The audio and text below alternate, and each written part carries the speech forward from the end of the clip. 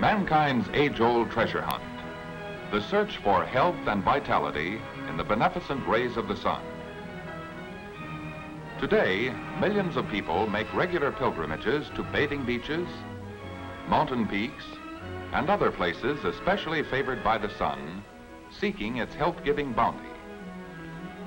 In ancient times, people reverenced the sun as the god of health, sending life to earth dwellers. In this bit of sculpture, over 3,300 years old, are a king and his family seated in the sun. To demonstrate the vital power of the sun's rays, the sculptor carved the word life at the ends of some of the beams. The Greeks and Romans prized the healing power of the sun. They built, as part of their houses, the solarium, where sun baths could be taken regularly.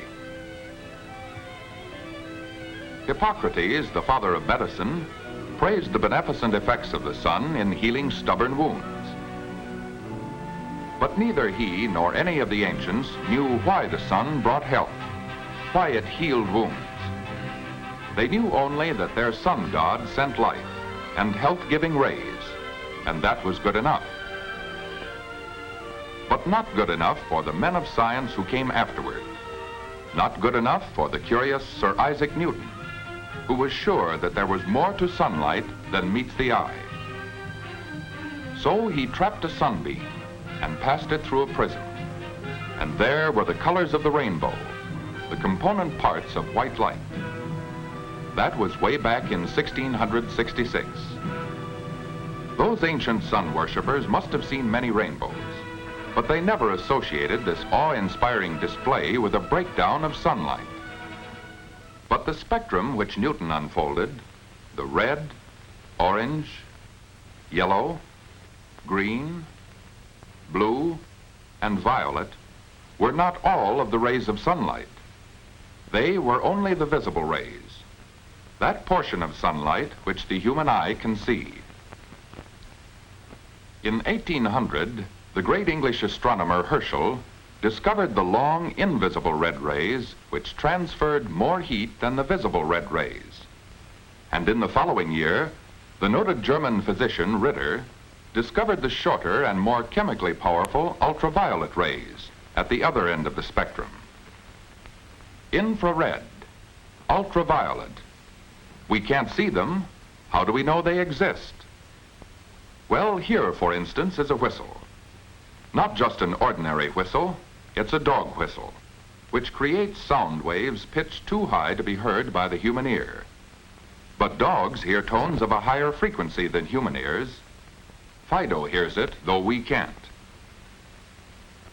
Light, like sound, travels in waves. These waves, like ocean waves, can be measured. The length of a wave being the distance from the crest of one wave to the crest of the next wave. Ocean waves are the longest which we see in nature. These little ripples are also waves, but their wavelengths are much smaller than the giant ocean waves. But even these tiny waves are tremendous in size compared to the wavelengths of light, which are so small that an entirely different unit of measurement had to be developed. Let's begin with a measuring stick, a meter in length. 1,000th of a meter is a millimeter. 1,000th of a millimeter is a micron. 1,000th of a micron is a millimicron. But even the millimicron is not quite small enough to measure some of the newly discovered invisible rays. So the Swedish physicist, Ångström, divided the millimicron by 10 and got 1/10,000,000th of a meter, or an angstrom unit, the accepted unit of measurement of light. Visible light extends from 7,700 angstrom units for the visible red down to 3,900 for the visible violet. But the invisible infrared rays go up into the hundreds of thousands, while the invisible ultraviolet rays drop down to about 100 angstrom units. The existence of these rays had been known to science for more than 150 years. But it wasn't until 1877 that a sensational discovery was made by two English scientists. Their discovery was the start of the great modern development of ultraviolet therapy. These men exposed a tube of microscopic organisms to the sun. They then wrapped a second tube containing organisms in black paper and placed it next to the first. After several hours of strong sunlight, they found that the covered tube was alive with microscopic organisms, while the exposed tube was free of them. This experiment, plus others, proved that it was the short ultraviolet rays, and only the ultraviolet rays, which killed bacteria. That is, they were bactericidal. But the ultraviolet rays of the sun could not be depended upon. For unfortunately, ultraviolet light, as offered by nature, is very changeable and unreliable. It varies in different parts of the world, different seasons of the year, and different times of the day. In addition, and even more important, most of the valuable rays are soaked up by the Earth's atmosphere.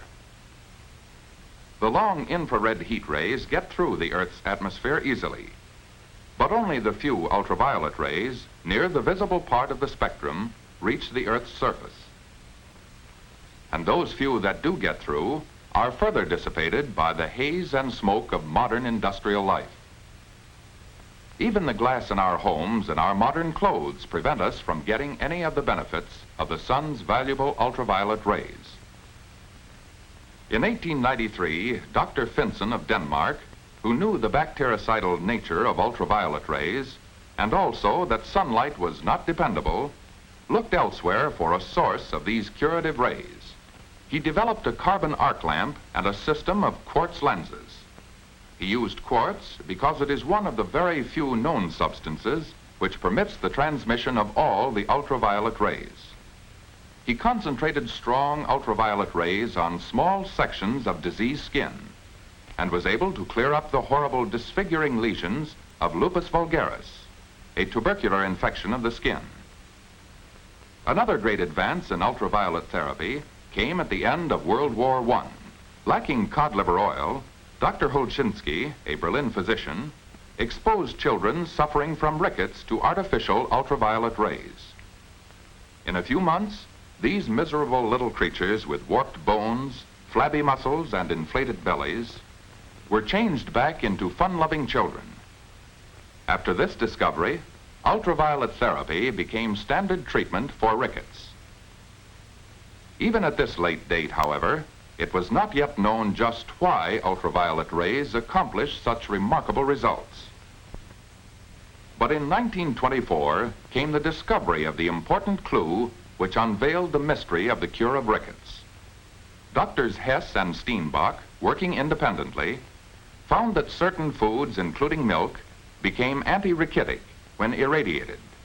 That means exposed to ultraviolet light. Now it was known that cod liver oil, irradiated skin, and irradiated foods all cured rickets.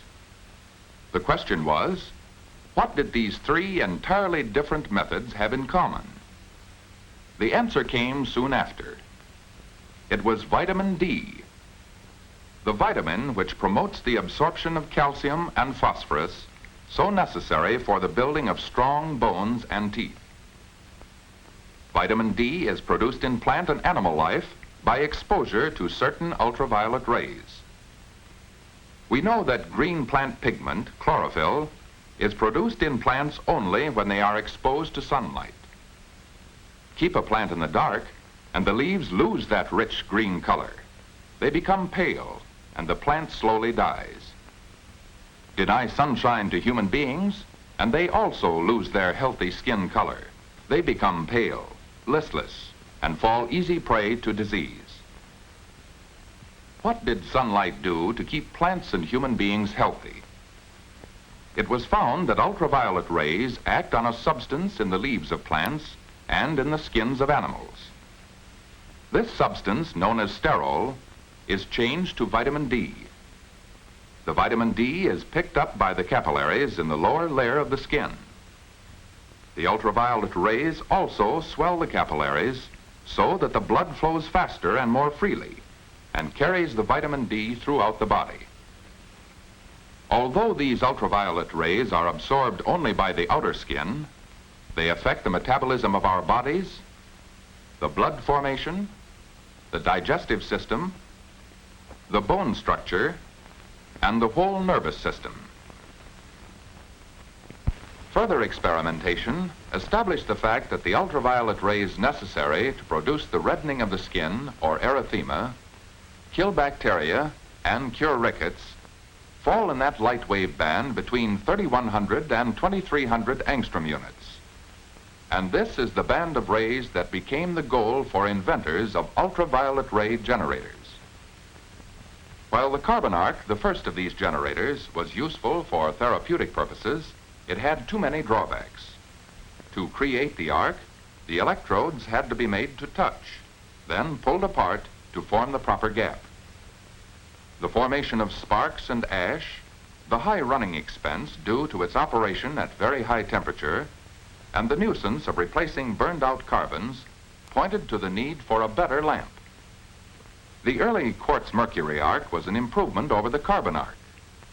Its value diminished, however, with usage, as the fused-in metal electrodes deteriorated and formed a fine deposit on the inside of the quartz tube. It was this steadily increasing deposit which gradually reduced the ultraviolet ray output through the quartz, until the electrodes eventually burned out entirely.